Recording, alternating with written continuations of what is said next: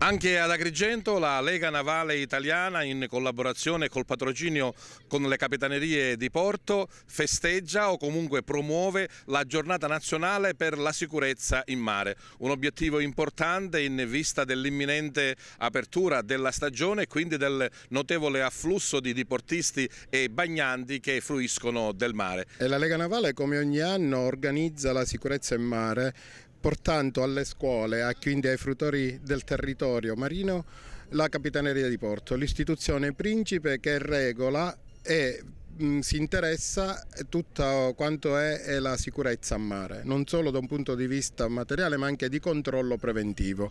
Quindi tra i nostri programmi istituzionali per noi portare le scuole a contatto diretto, a vedere come si muovono le istituzioni preposte alla sicurezza e alla verifica del territorio è un grande obiettivo che sicuramente va a buon fine, in quanto si lavora a un'età che poi si semina, in un'età che si cresce con la consapevolezza della sicurezza, in modo da non avere comportamenti incoscienti durante le manifestazioni ludiche o durante l'impeto e l'energia che la gioventù ci porta. La Capitaneria di Porto in collaborazione con la Lega Navale, la sicurezza in mare innanzitutto.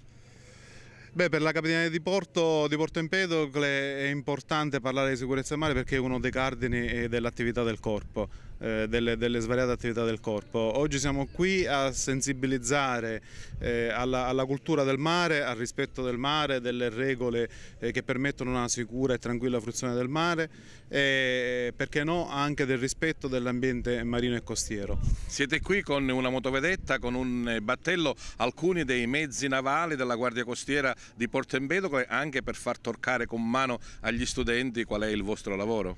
Sì, infatti le unità del corpo adesso saranno prevalentemente impegnate nell'attività di vigilanza delle coste, in particolare la motovedetta classe 500 e il battello minore per la vigilanza in prossimità della costa. Naturalmente non vengono mai tralasciate quelle attività che riguardano la sicurezza della navigazione in generale e di tutela, come dicevo prima, dell'ambiente marino e costiero per preservare questo nostro bel mare. Ci sono delle regole piccole, magari fondamentali, per avere una buona fruizione ed evitare pericoli inutili?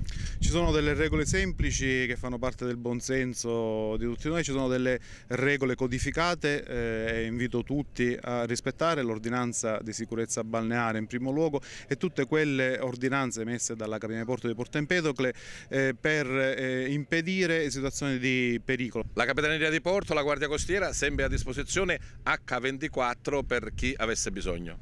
Numero blu per l'emergenza in mare 1530, che si può comporre sia da telefoni fissi che da cellulari.